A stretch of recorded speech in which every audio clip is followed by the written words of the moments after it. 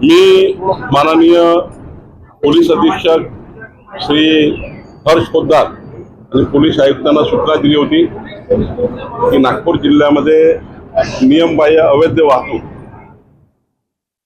ही नियमित करा, पण 20 ब्रास 30 ब्रास वाळू त्यावर होणारे ऍक्सिडेंट आणि अवैध वाळूची चोरी हे माझ्या लक्षात आली होती आणि त्यामुळं आमच्या पोलिसांनी महसूल खात्याने पुढाकार घेतला आणि नागपूर जिल्ह्यात मोठी कारवाई झाली, भंडारा जिल्ह्यात मोठी कारवाई झाली, राज्यामध्ये जालन्यामध्ये आमच्या तिथल्या जिल्हाधिकारी सौ मित्तल यांनी खूप चांगली कारवाई केली आणि त्यामुळे मला असं वाटतं राज्यामध्ये चुकीच्या पद्धतीने वाढू येणे हे काही चालणार नाही।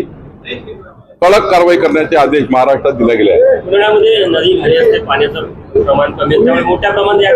नाही, वाढू येऊ द्या, वाढू पाहिजे आहे, वाढू नसेल तर इन्फ्रास्ट्रक्चर बंद होईल, पण वाढू हे नियमात आली पाहिजे।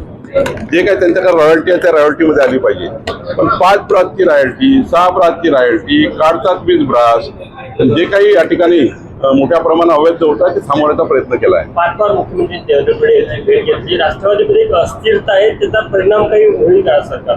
मला वाटत नाही की राष्ट्रवादी काँग्रेसने माननीय आमच्या सुनीताताई पवार यांच्या नेतृत्वात आहे, तिथे कुठलंही त्या ठिकाणी असं हे नाही आहे, मतांतर नाही आहे, काहीतरी उगीच बातम्या येत आहे। रोहित पवारांनी कशाकरता भेट घेतली याबद्दल मला माहिती नाही। पटेल आणि तटकरे यांच्यामध्ये काही बदल होण्याची शक्यता आदिती तटकरेच्या ठिकाणी सुनील शेळकेंना दिलं जाणार नाही, मला याबद्दल पक्की माहिती नाही आहे, कारण हा अधिकार माननीय मुख्यमंत्री देवेंद्र फडणवीसजींचा आहे आणि सोबत त्यांच्या राष्ट्रवादी काँग्रेसचे फेरबदल करायचे असतील तर सुनीलराव पवारजींना अधिकार आहे आणि शिवसेनेमध्ये काही बदल असतील तर एकनाथ शिंदेजींना अधिकार आहे, त्यामुळे यामध्ये मला फार त्याच्याबद्दलची माहिती चांगलं झालं ते त्याची लिंक शोधल्या गेली, त्यांना त्याच्या हवाली करण्यात आलं। अशा समाज विघातक कार्य करणाऱ्या आणि लहान जे विद्यार्थ्यांचे जीव घेणाऱ्या अशा लोकांना सोडलं गेलं नाही पाहिजे, याची कारवाई कडक कारवाई मुख्यमंत्र्यांनी केली, केंद्राने केली।